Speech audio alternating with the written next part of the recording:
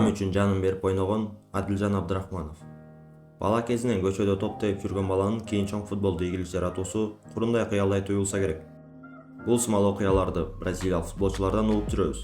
Адилжан катардагы оюнчулардан физикалык жана габариттик денеси менен айырмаланып турат. Буга ал жаш кезинен бокс жана футболду бир алып кете алганын себеп катары айтып келет. Атасы, бир тууган агасы да бокс менен алектенгендиктен Адилдин да бул спортко кызыгуусу күчөгөн. Бирок футболго болгон сүйүүсү аны башооту менен бул спортко келүүсүнө түрткү болгон. Жаштар академиясын аяктаган соң профессионалдык карьерасын Куршап Алдиер клубунун катарында баштаган. Кыргызстан жогорку лигасында дебюту 2014-жылга барып такалат. Бир жылдан соң Алай клубуна өтүп, 2020-жылдын аягына чейин Алайдын формасында сезон өткөргөн.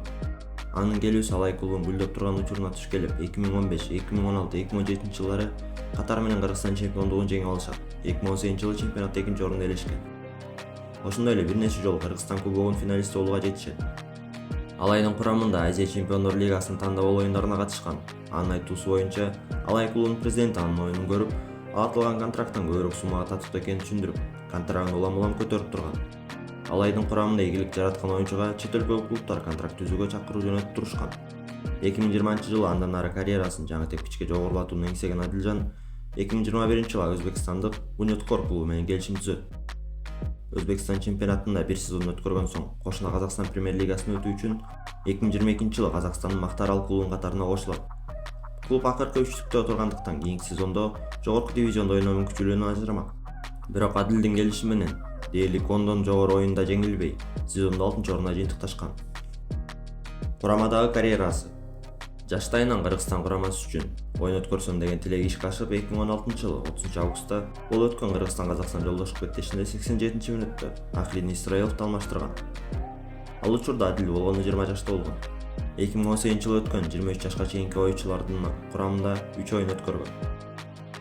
Александр Кристин Адилжанды 2019-жылы өтчү Азия кубогуна карата курама команданын тизмесине кошкон. Бирок Адилжан бир дагы жолу талаа үстүнө чыккан эмес. 2024-жылы Штефан Таркович көптөр сын айткан жалаң гана жаш оюнчулардан куралган курамага Адилжанды чакырган. Адилжан ал турнирде жанын берип ойногон десек ашыкча болбойт, себеби ар оюнда аны коргонууда, жарым коргонууда, жада калса чабуулда да аралашып жатканын көрүп жаттык. Көпчүлүктүн пикири боюнча Азия кубогунда Кыргыз курамасынын эң мыктысы деп каарманыбызды эсептешкен. 28 жаштагы оюнчу азыркы учурда системалык тактикалык жактан Максим Лисицынын курамынын маанилүү бөлүгү оюнчусу десек болот. Себеби Адилжан курамадагы бүт кара жумушту аткарат. Негизи ал коргонуу менен чабуулдун ортосун бириктирип турган көпүрө сымал. Чабуулдун жолун тосот, чабуулга топту чыгарып берет. Жада калса тактикалык жактан туура учурда эреже бузууга да жол берет. Ошол үчүн коргоочуларга салыштырмалуу анын сарайып кагазы көбүрөөк. Курама үчүн жалпы 44 беттеш өткөргөн жана 3 голдук пас берүүгө жетишкен. Ал Оман менен болгон оор беттештеги голун жана жакынкы убакта эле Өзбекстан курамасынын дарбазасына киргизген голун эстен чыгарбашыбыз. Азыркы учурда Вьетнам лигасында Бинзоон клубунун оюнчусу, учурда 14 оюнда 2 гол киргизүүгө жетишкен.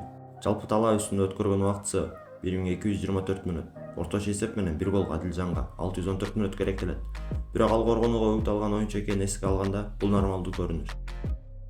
Кыргыз курамасы үчүн жанын берип ойноп, Кыргыз Казимирос деген лакап атка ээ болгон Адилжан Абдрахманов менен тааныштык. Чыгарылыш жаккан болсо жактыруу белгисин басып, ой пикириңиздерди комментарийге жаза кетиңиздер. Сиздер менен болгон Футболбек каналы.